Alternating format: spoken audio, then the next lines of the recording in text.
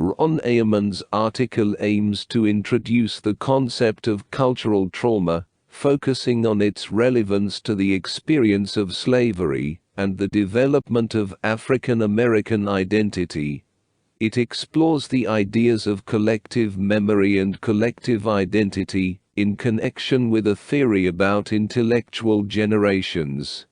The argument suggests that the notion of being African American emerged as a response by a group of black intellectuals who grappled with their exclusion from American society, despite promises of full integration after the Civil War, 1861–1865. In this process, slavery was not merely an event, but a powerful memory that played a central role. Historical accounts have traditionally revolved around the belief that history is made up of lived stories, both individual and collective.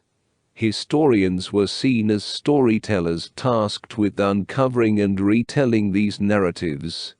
The truth of these narratives was believed to lie in their alignment with the lived experiences of people in the past. However, as history evolved into a formal discipline, its connection with collective memory became more complex and constrained by scientific norms and evidential standards. Despite this, the narrative form and intention persisted, even with a heightened focus on factual documentation.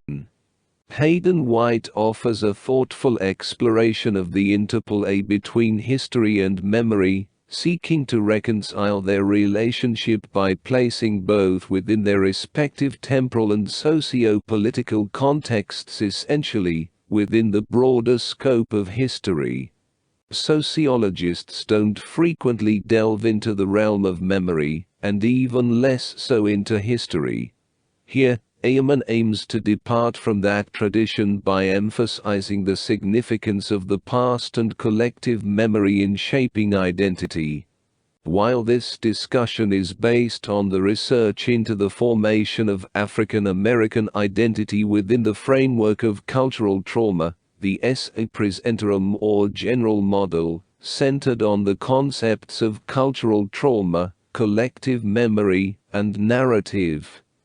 Cultural trauma provides a framework for understanding how collective identities develop in response to significant events. Unlike individual trauma, which involves personal emotional distress, cultural trauma refers to a profound loss of identity and meaning experienced by a cohesive group of people due to a major societal upheaval. This trauma doesn't necessarily affect every member of the group, nor do they all have to directly experience the traumatic event. However, it's crucial to establish the event's significance and recognize its traumatic impact. This process takes time and requires public reflection and discussion. In modern societies, media representations play a significant role in shaping collective understanding. Neil Smelser defines cultural trauma as a memory that is acknowledged and accepted by a relevant group, recalling an event or situation loaded with negative emotions. It's seen as indelible and is believed to threaten the society's existence or challenge its core cultural beliefs. The key idea is that the formation of collective identity, closely tied to collective memory, can be rooted in experiences of loss and crisis, as well as moments of triumph. In fact, one way groups cope with loss is by attempting to transform tragedy into a narrative of triumph. This is a recurring theme in studies of cultural trauma, particularly in contexts like that of African Americans, who have historically occupied a marginalized or subordinate position in society. Sociologists don't often focus on memory, and when they do, it's sometimes viewed negatively as mere nostalgia.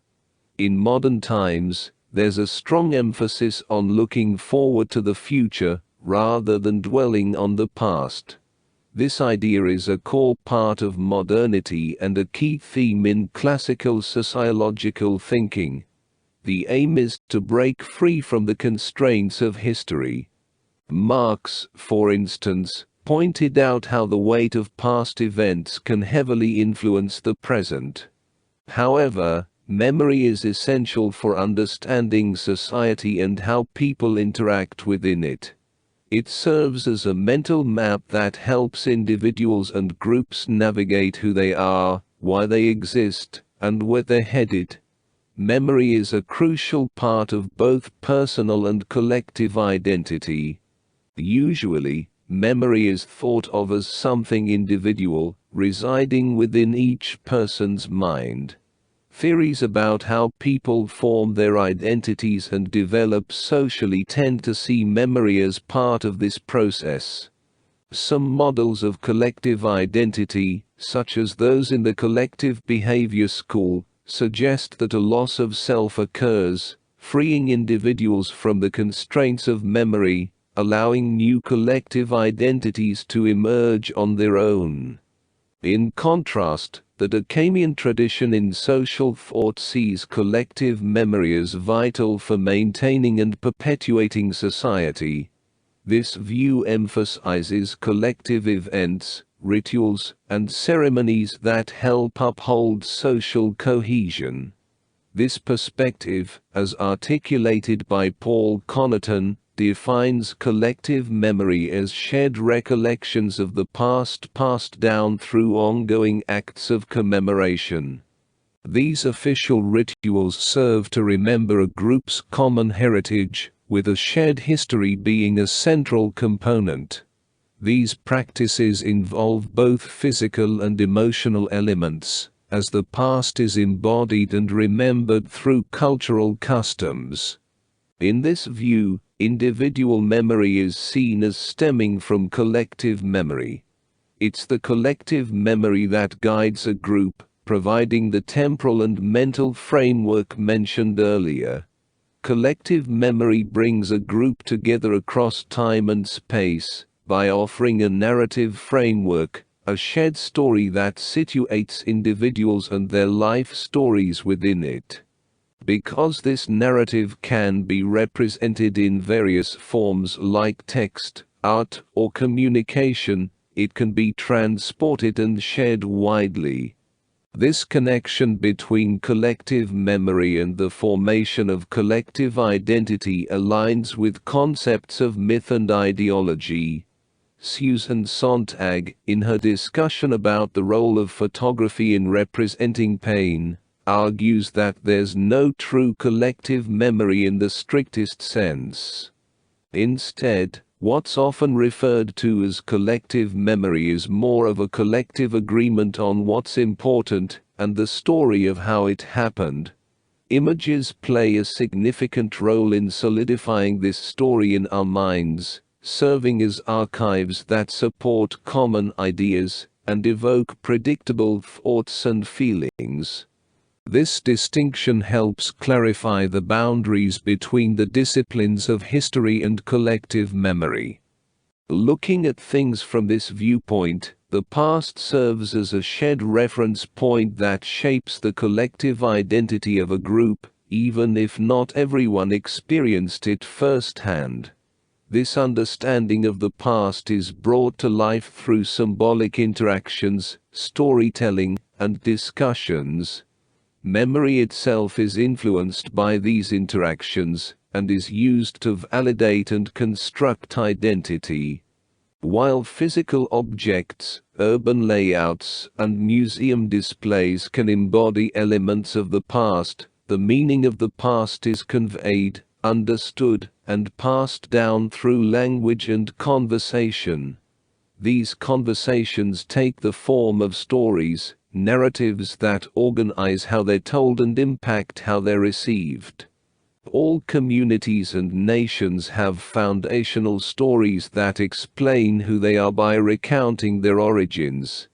These narratives serve as core frameworks and are transmitted through traditions, rituals, ceremonies, and public events that reconnect the group and confirm membership. In this process, we are remembered, and they may be excluded.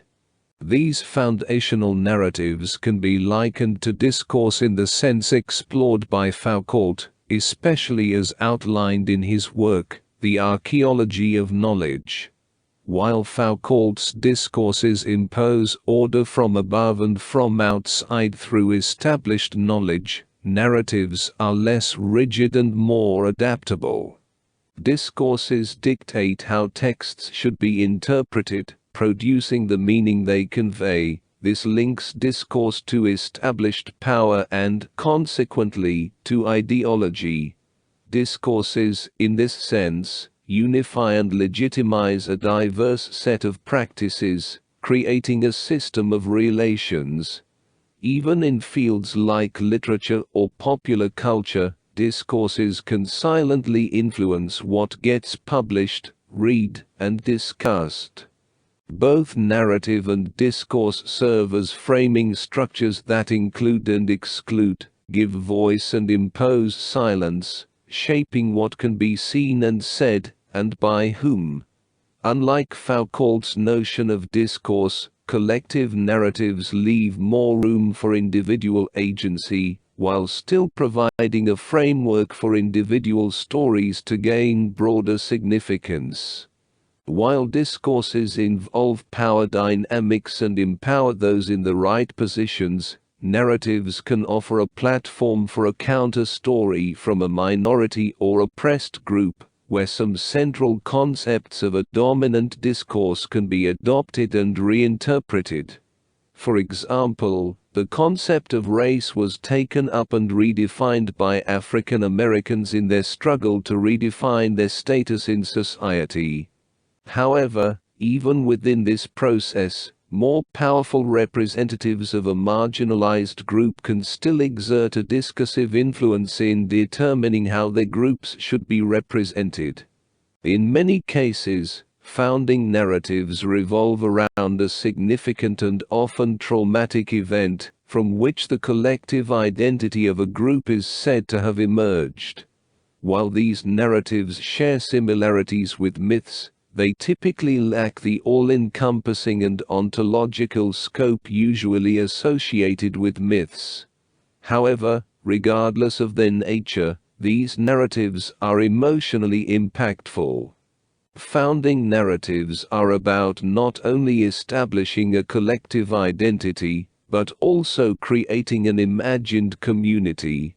While this process is often studied in the context of nation-states and nation-building, it has been applied in studies of social movements and, more recently, in the examination of ethnic minority groups like Black Americans, where a generational perspective complements the concepts of cultural trauma, collective memory, and narrative. Cultural trauma draws attention to how we collectively remember events and the role of representation. There's also a power dynamic at play, with political leaders and mass media influencing which events get represented, impacting what gets remembered or forgotten. In the case of major events like civil wars, understanding and interpreting them may take time and distance. When there are winners and losers, the losing side might struggle to have their perspective heard, and it could take years, even generations, for them to share their side of the story.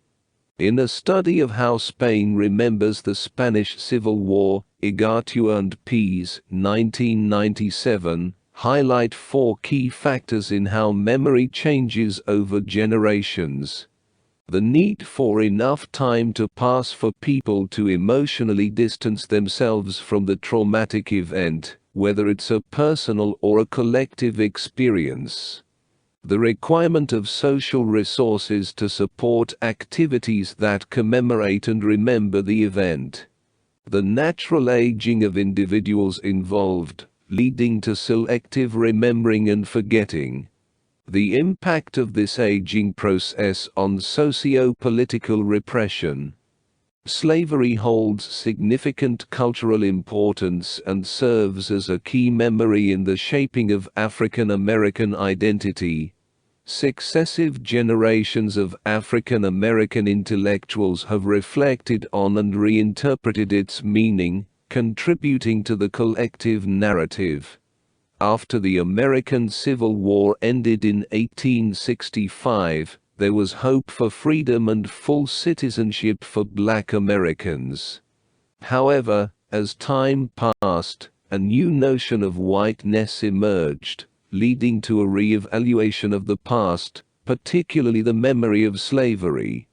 The first generation of Black intellectuals arose in the 1890s, following the disappointment of the Reconstruction era, and the re-establishment of segregation through practices like Jim Crow. This led to a cultural trauma, prompting a re-examination of the past. The intellectuals, including figures like Booker T. Washington and W.E.B. Du Bois, played a significant role in this process. Washington and Du Bois believed that cultural politics was crucial for gaining acceptance in American society, especially when traditional politics was not accessible to them. They emphasized the unique opportunities that slavery presented for Black Americans, framing it as a stepping stone to racial progress. This perspective laid the groundwork for a progressive narrative that influenced the second generation. In addition to these intellectuals, popular culture played a vital role in shaping the consciousness of this generation. Former slaves' narratives gained popularity, as did black-faced minstrel shows, and the emergence of Black novelists, poets, and folk music like the blues.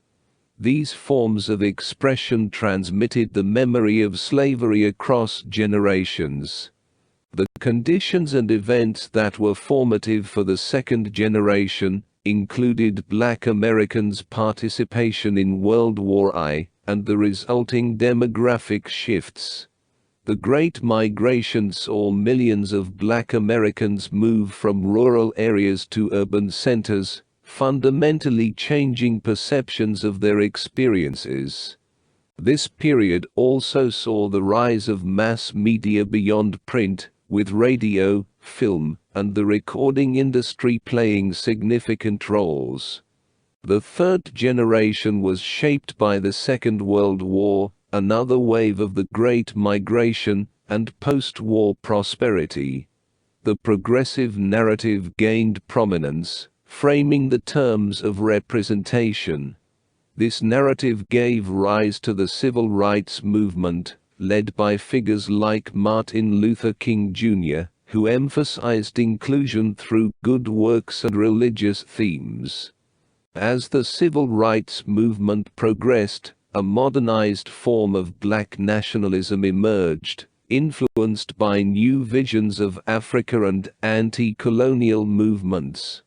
This revitalized the redemptive narrative, which competed with the progressive narrative for support among African Americans. The mass media, particularly television, played a crucial role in shaping public perceptions. Ultimately, the civil rights movement saw a convergence and reconciliation of these two narrative frames. This history has been institutionalized in Black studies programs at colleges and universities across the United States. To conclude, in this study, Eyerman aimed to develop a theory of cultural trauma centered around the significance of slavery in shaping African American identity. While focusing on representation, it is crucial to acknowledge the real suffering and costs associated with this historical experience. He links the formation of collective identity with collective memory, viewing memory as a meaningful practice that underpins group identity. The term African American emerged as a response to the collective rejection faced by Black individuals by American society after the Civil War. slavery, viewed not just as an experience but as a remembered concept, played a central role in this process. As the dominant white society reinterpreted the Civil War, pushing slavery and former slaves to the margins, a crisis of identity emerged for marginalized groups. This led to the proposal of the term African American, and the concept of a new Negro shortly after. Successive generations of African Americans collectively shaped their identities in relation to the dominant society, with slavery as a backdrop. This process took place in various domains, including politics through organizations like the NAACP, as well as through social movements and cultural struggles for representation and recognition. Throughout these arenas, the past always remained a significant factor. The issue of how well the narratives align with actual experiences remains a topic for further exploration. It's akin to the challenge of established frameworks not fitting new situations, a concept often discussed in sociological studies of science or ideologies. These frameworks serve as the foundation for collective thinking.